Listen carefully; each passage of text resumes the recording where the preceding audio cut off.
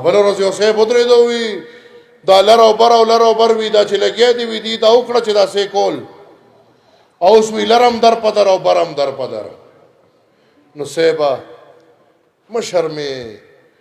بیا چې در پسې کتابونه سپړم نو بیا وایه چې خولې ټیک نه ده بیا پکې ګیلې او مانې شروع کې نو اوس چې کتاب راوسپړم نو کو لر دی او کو بر دی خو چې پښتون دا در په در دی او تبا دی نو دا د دغه المایسو د وجې تبا دی کوم المایسو چې دا خوره د اور ته مخامخ کړی ده نن یو سړی ما ته وایي چې ستا د وجې پښتون قوم افغان قوم در په در دی صاحبه ضیاءالحق چې کله دا شی شروع کو د افغانستان په خوره جنگ کو نو ته راپاڅېدې او ته ووې چې دا جهاد دی او په دې جهاد کې سوال دی تا د دې جهاد لپاره کیمپین وکړې دونه خو ایمان تیر کا خخلوی مولانې د قام ته خو مخامخ توبګار شه که نه چې دا ټول خلک اوس وایي چې هغه جهاد نو او فساد او تا ورته په دې غټه ګیره جهاد وې نو بیا لږ را مخامخ شو د قام نه توبه وکاږه خدای نه توبه وکاږه ته الټه قام پسې مسخرې کې ولې دو ملک کے دو بادشاہ ملا عمر و مولانا پلو رحمان دا بچاوے ولی دا پختونخوا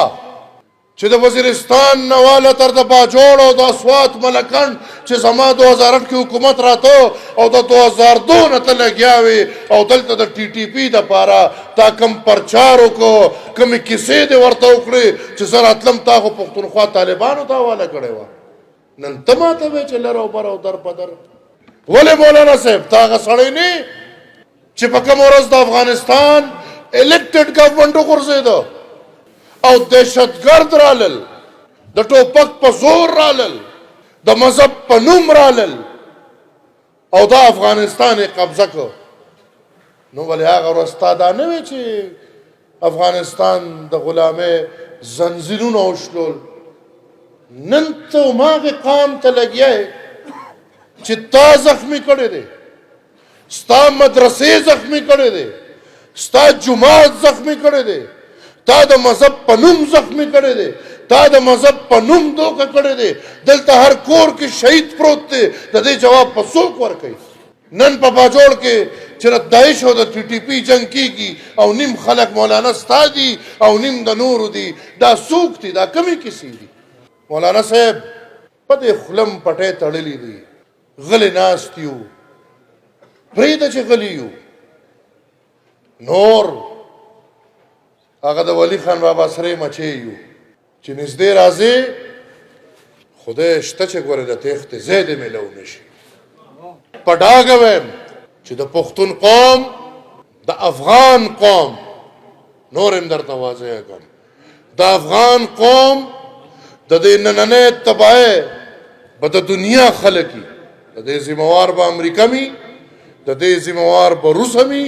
د دې ذموار به فوج هم د پاکستاني خو د دې ذموار او لوی کردار پکې دغه ملا هم ادا کړی دی الټه مسخرې کې لګیا موږ پسې میدان به لګي چې پښتون به خپل تپوس کوي اول خو خدای دې کي چې پښتنو کې دا شعور پیدا شي دا سوچ پیدا شي چې هغه خپل تپوس وکړي خو چې کم ورځ پښتنو دا فیصله وکړه چې د خپل دوست او د دشمن پته کوو نو یاد ساته مولانا